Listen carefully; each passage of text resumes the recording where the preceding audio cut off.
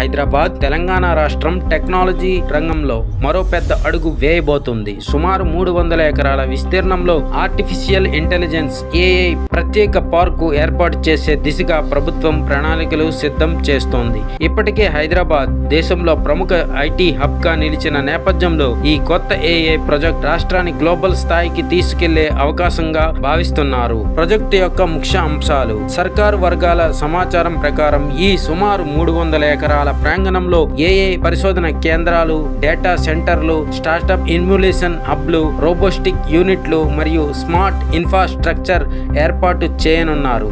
అంతర్జాతీయ కంపెనీలను ఆకర్షించేందుకు ప్రత్యేక ప్రోత్సాహకాలు ఇవ్వాలని ప్రణాళిక రూపొందిస్తున్నారు. స్టార్టప్ ఎకో సిస్టమ్ బలోపేతం కోసం టీ హబ్ వంటి సంస్థల సహకారం తీసుకునే అవకాశం ఉంది. అలాగే టెక్నాలజీ ఆవిష్కరణలకు తెలంగాణ స్టేట్ ఇన్నోవేషన్ సెల్ కీలక పాత్ర పోషించనుంది.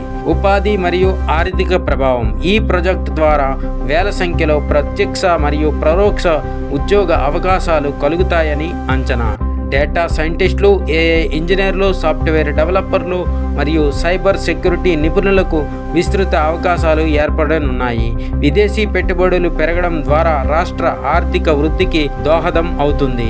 సమాజానికి లాభాలు: ఏఐ ఆధారిత వ్యవసాయ సలహాలు, ఆరోగ్య రంగంలో స్మార్ట్ డయాగ్నోస్టిక్స్, ట్రాఫిక్ నియంత్రణలో ఇంటెలిజెంట్ సిస్టమ్, డిజిటల్ గవర్నెన్స్ వంటి రంగాల్లో ఈ ప్రాజెక్ట్ ప్రభావం కనిపించనుంది. రాష్ట్ర అభివృద్ధికి ఇది కీలక మలుపుగా నిపుణులు అభిప్రాయపడుతున్నారు. వ్యవసాయ క్షేత్రంలో పర్యావరణ పరిరక్షణ: ప్రాజెక్టులో గ్రీన్ ఎనర్జీ వినియోగం, సౌర విద్యుత్ వ్యవస్థలు, రెయిన్ వాటర్ హార్వెస్టింగ్ వంటి సస్టైనబుల్ చర్యలు చేపట్టాలని ప్రభుత్వం యాచిస్తోంది.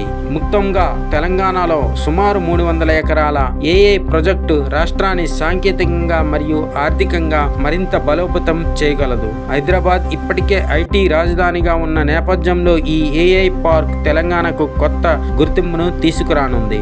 ఇది అమలు దశలోకి వెళితే తెలంగాణ టెక్నాలజీ రంగంలో దేశానికి మార్గదర్శక రాష్ట్రంగా నిలిచే అవకాశం ఉంది.